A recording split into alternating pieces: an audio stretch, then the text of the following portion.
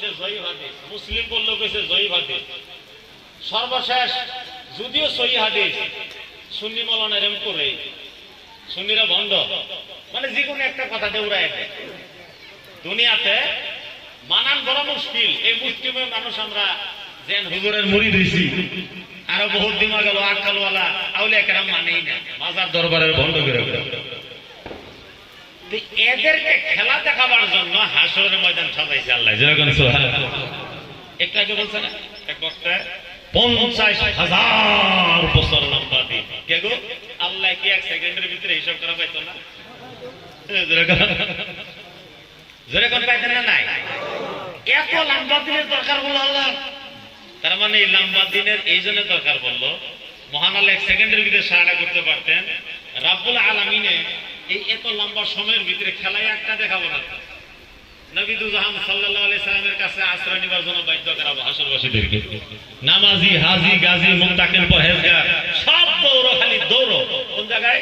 মাকামে মাহমুদ। যেই জায়গাতে আমার নবীকে দুলহার মতো সাজানো হইব, হাতে একটা জান্ডা দেওয়া হইব, উঁচা জায়গার ভিতরে নবী বসে থাকবেন। সারা পৃথিবীর মানুষ, সৃষ্টি জগৎ, আম্বিয়া থেকে নিয়ে নিম্ন পর্যায়ের মানুষ পর্যন্ত সবাই নবীকে তওয়াফ করতে থাকবে।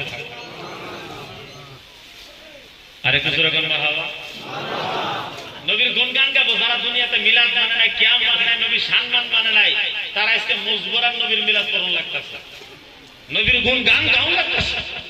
ওয়াবআসহু মাকামান মাহমুদান আল্লাযী ওয়া'আদতা ওয়ারযুকনা শাফাআতা ইয়াওমাল কিয়ামাহ ইন্নাকা লা তুখলিফুল মিআদ।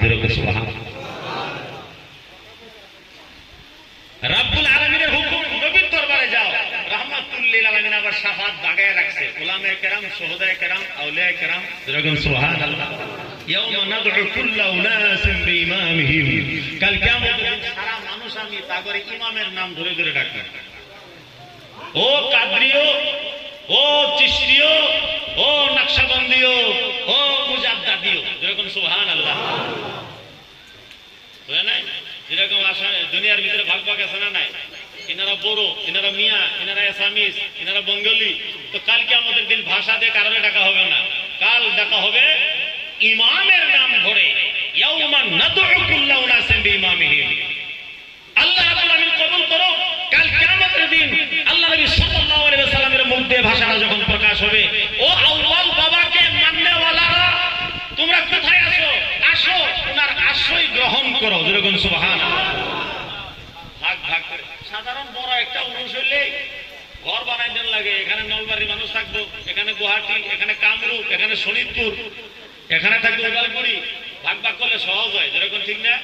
মহান রাব্বুল আলামিনে এরকম ভাগ ভাগ করে যারা না মাননেওয়ালা তাগরে সবক শিখাইতেছে যে আমি দুনিয়া বানাইছিলাম এর জন্য, আর এদেরকে দিয়ে বাটপারি করছিলি, আজকে দেখ এদেরকে নিয়েই আমি আল্লাহ খেলা করতেছি। যেরকম